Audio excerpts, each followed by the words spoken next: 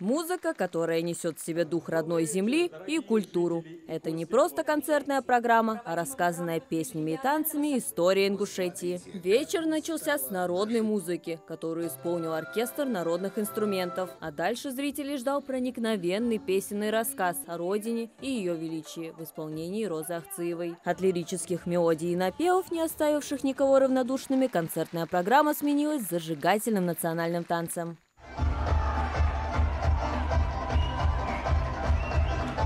Извечная любовная тема сменяется темой Родины. Ингушские артисты всегда с трепетом воспевают родные земли в своих песнях. Народная артистка Ингушетии Айна Алиева выступила перед зрителями с песней «Моя Ингушетия». Каждое представленное произведение сопровождалось громкими аплодисментами и овациями. Это не только признание таланта артистов, но и знак уважения к ингушской культуре. Я очень люблю эту республику, очень люблю людей этой республики.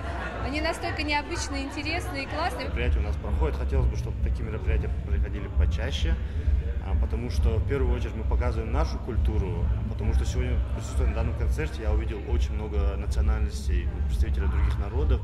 В этом году страна отмечает 80-летие Великой Победы. Именно поэтому концертная программа не обошла стороной и эту важную тему. Со сцены для зрителей прозвучали такие песни, как «Журавли» и «Сын». Последняя посвящена материнской любви, невосполнимой утрате и надежде.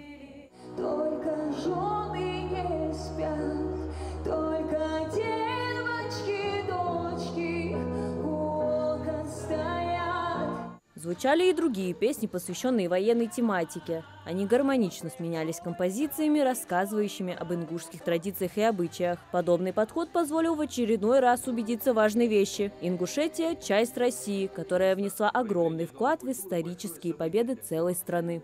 Мы старались показать и национальную музыку, мы хотели показать наши танцы, мы хотели показать наши костюмы. Помимо этого мы хотели показать, насколько богата наша страна и что Ингушетия с Россией, она непосредственно взаимосвязана.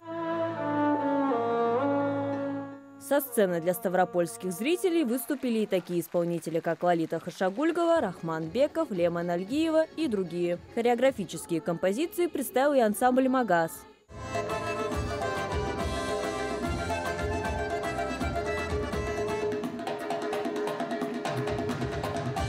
Концертная программа организована правительством Ингушетии совместно с Министерством культуры Ставропольского края. Это часть сотрудничества двух северокавказских регионов. Подобные культурные встречи призваны укрепить дружбу и взаимопонимание между народами, особенно в преддверии празднования 80-летия Победы в Великой Отечественной войне.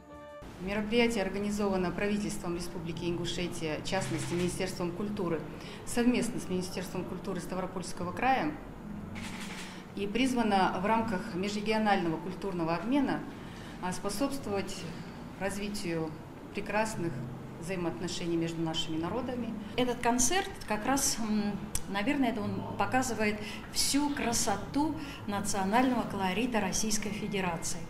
И именно в национальной дружбе и в культуре является, наверное, основа всего духовного составляющего, к чему мы стремимся воспитывать наших детей. Завершился культурный вечер песней «Россия» в исполнении Айны Алиевой и выходом артистов на сцену. Свыше 1000 зрителей стоя приветствовали исполнителей. Выражаем признательность за эти незаметно пролетевшие несколько часов.